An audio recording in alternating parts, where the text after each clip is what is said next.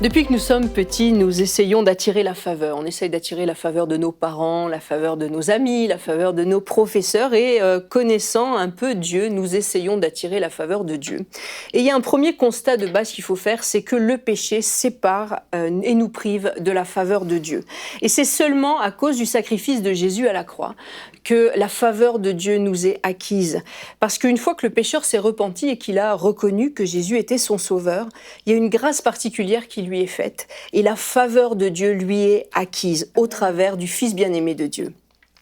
Dans Jean 15, 14, il est dit « Vous êtes mes amis si vous faites ce que je vous commande. Je ne vous appelle plus serviteur parce que le serviteur ne sait pas ce que fait son maître, mais je vous ai appelé amis parce que je vous ai fait connaître tout ce que j'ai appris de mon Père. » Mais ce n'est pas parce que la faveur de Dieu nous est acquise par la croix qu'il n'attend rien de nous, bien au contraire. On sait en lisant la parole de Dieu qu'on peut irriter Dieu, on peut aussi lui plaire et de grandes récompenses attendent celui qui sait plaire au Seigneur. Nous désirons attirer la faveur de Dieu, d'attirer ses regards bienveillants. Et il faut veiller à certaines choses. Tout d'abord, dans Proverbe 8, il est dit « Heureux l'homme qui m'écoute et qui veille chaque jour à mes portes et qui en garde les poteaux. » Et plus loin, il est dit « Il a trouvé la vie, il obtient la faveur de l'Éternel. » Et là, il est parlé d'obéissance. Et c'est vrai que celui qui veut la faveur de Dieu est celui d'abord qui écoute ce que Dieu dit et qui veille chaque jour à obéir à la parole de Dieu. Ensuite, il y a un autre constat qui est très important dans la parole de Dieu, c'est que celui qui a la faveur de Dieu, c'est quelqu'un qui sait aimer. Et ce passage fondamental de Jean 15, 12 nous dit ceci. « Ceci est mon commandement, aimez-vous les uns les autres comme je vous ai aimés. Il n'y a pas de plus grand amour que de donner sa vie pour ses amis. Vous êtes mes amis si vous faites ce que je vous commande, et je ne vous appelle plus serviteur, je vous l'ai lu tout à l'heure, parce que le serviteur ne sait pas ce que fait son maître, mais je vous ai appelé amis parce que je vous ai fait connaître tout ce que j'ai appris de mon Père.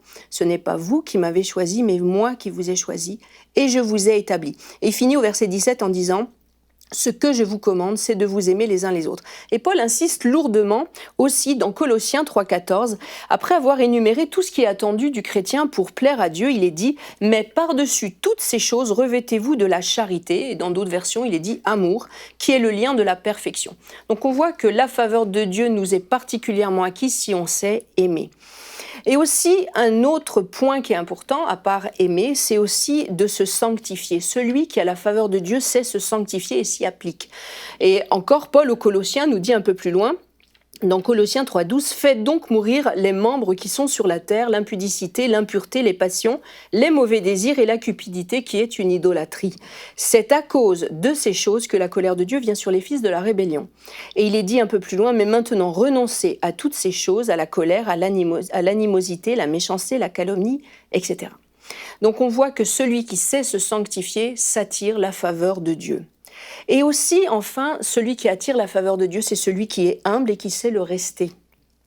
Proverbe 22, 4 nous dit « Le fruit de l'humilité, de la crainte de l'Éternel, c'est la richesse, la gloire et la vie. » Alors on voit qu'il y a une très grande récompense pour celui qui sait se maintenir dans l'humilité.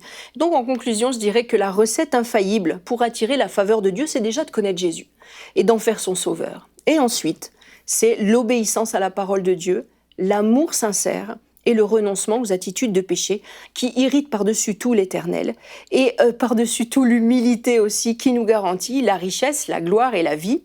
Quelle faveur! Retrouvez la suite de ce programme dans l'émission Bonjour chez vous sur ENCI TV.